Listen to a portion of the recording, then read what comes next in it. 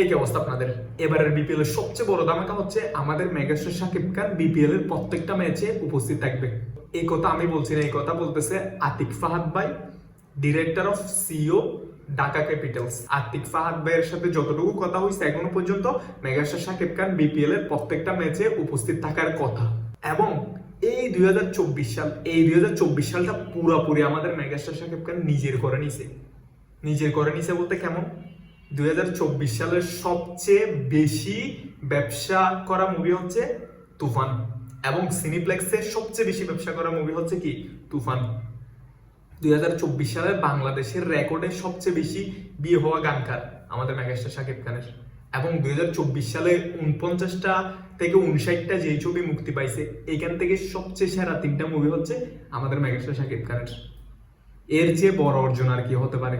এখন আমাদের স্বপ্ন হচ্ছে আমাদের স্টার, আমাদের মেগাস্টার যাতে গ্লোবালি নিজেকে কি করতে পারে, প্রচার করতে পারে এবং গ্লোবালে নিজের একটা জায়গা অর্জন করতে পারে।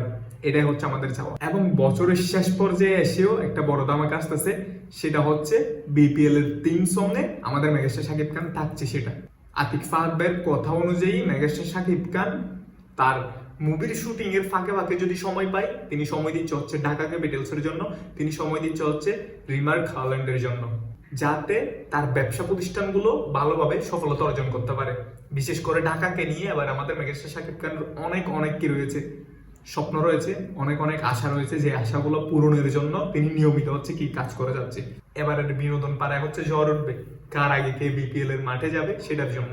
একদিকে থিম সং এর শুটিং চলতেছে, অন্যদিকে সিনিপ্লেক্স ঘোষণা দিচ্ছে তুফান সবচেয়ে বেশি ব্যবসা করা মুভি, অন্যদিকে এবছরের সবচেয়ে সফল সেরা 3টা মুভি হচ্ছে শাকিব খানের। সব মিলিয়ে হচ্ছে 2024টা হচ্ছে শাকিব খানময়। সাকিবিয়ানদের জন্য সেরা একটা কি ছিল, সাল ছিল 2024 সাল। আই হোপ আগামীতে আমরা এর চেয়ে বেশি কি করতে পারবো, ভালো কিছু করতে পারবো, এটা হচ্ছে প্রত্যাশা। এবং আমাদের মেগাস্টার নিজেকে গ্লোবালি কি করতে পারবে, প্রচার করতে পারবে এবং নিজের পরিচয়টা গ্লোবাল মানুষের কাছে তুলে ধরতে পারবে। এটাই হচ্ছে প্রত্যাশা। দেখা হচ্ছে সবার সাথে বিপিএল এ ঢাকা ক্যাপিটালসের ফার্স্ট ম্যাচ।